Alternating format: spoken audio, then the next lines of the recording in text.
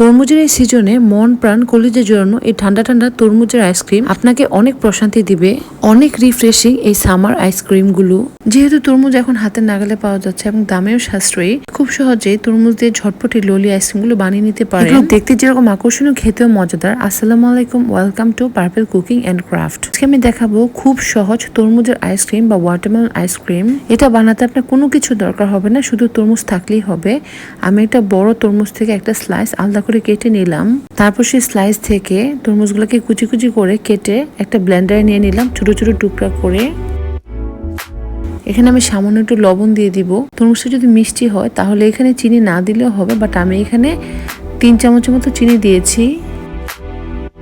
এখন দিয়ে দিব সামান্য লেবুর রস বা লেমন জুস, দিয়ে সবকিছু সুন্দর মতো ব্লেন্ড করে নিব।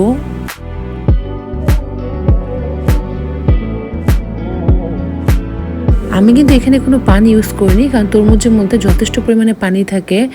এখন সবগুলো মিশ্রণ একটা স্ট্রেনার দিয়ে ভালো মতো একটু ছেঁকে নিতে হবে, তাহলে বিচিগুলো বা তরমুজের মধ্যে যে জালি জালি অংশটা আছে সেটা সুন্দর মতো আলাদা হয়ে যাবে। ভালো মতো একটু হ্যান্ড হুইস্ক দিয়ে নাড়াচাড়া করে এখন আমি জুসটাকে আলাদা করে রাখছি। এখন আমাদের মোল্ড লাগবে, তো আমি বাজার থেকে একটা মোল্ড কিনে নিয়ে এসেছি, আইসক্রিমের মোল্ড। তবে যদি আপনাদের হাতের কাছে আইসক্রিমের মোল্ড না থাকে তাহলে নর্মাল যে পানি খাওয়ার গ্লাস আছে সেটা দিয়ে করলেও হবে। চা কফি খাওয়ার যে ওয়ান টাইম গ্লাস আছে সেগুলোও ইউজ করতে পারেন। আমি একটা ভুল করেছিলাম যে আমি এখানে মোল্ডটা ভরে ভরে জুসটা দেইনি, কিন্তু মোল্ডটা ভরে ভরে জুসটা দিলে খুব সুন্দরভাবে জিনিসটা সেট হয়। তা আমি এখানে সবগুলো জুস ঢেলে দিলাম। এখন এটাকে ফ্রিজিং করতে রেখে দিব। তো বাকি জুসটাকে আমি আলাদা একটা ওয়ান টাইম বক্সে নিয়ে নিলাম। এটা দিয়েও আমি একটা মজাদার আইসক্রিম বানাবো। তো আইসক্রিমগুলোকে আমি 8 থেকে 10 ঘন্টার জন্য ডিপ ফ্রিজে রেখে দিব, যাতে এটা ভালো মতো সেট হয়, বা চাইলে সারা রাতও রাখতে পারেন। তারপর দিন আমি আইসক্রিমগুলোকে বের করে নিয়ে আসলাম। এখন এটাকে মোল্ড আউট করার পালা। আমি একটা মিক্সিং বলে পানি নিয়ে নিলাম। তো পানিটাকে দিয়ে মোল্ডের চারপাশে একটু ভালো মতো ভিজিয়ে নিলাম, তখন এটা খুব সুন্দর মতো চলে আসে। অনেক সময় কিন্তু আইসক্রিমটা ভেঙে যেতে চায়, তো আপনারা এই ট্রিক্সটা ফলো করতে পারেন। তো দেখুন কত সুন্দর লাগছে, মাশাআল্লাহ।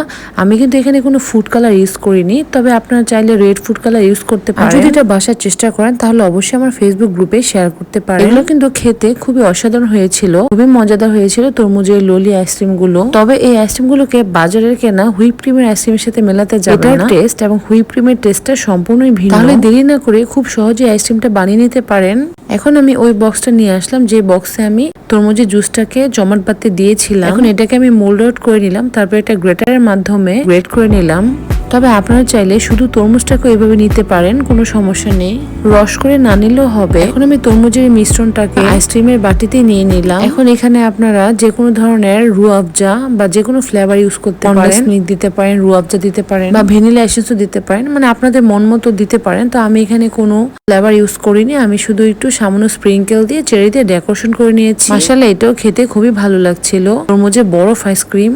বাজারে যে বরফগুলো আইসক্রিম গুলো পাওয়া যায় আমি সেরকম করে বানানোর চেষ্টা করেছি। তো কেমন লাগলো আমার এই ভিডিও? যদি ভালো লাগে তাহলে আমার ফেসবুক পেজে একটা লাইক দিয়ে দিবেন। ইউটিউব চ্যানেল থেকে দেখে থাকলে আমার চ্যানেলটাকে সাবস্ক্রাইব করে নেবেন। অনেক বেশি ভালো থাকবেন। আল্লাহ হাফেজ।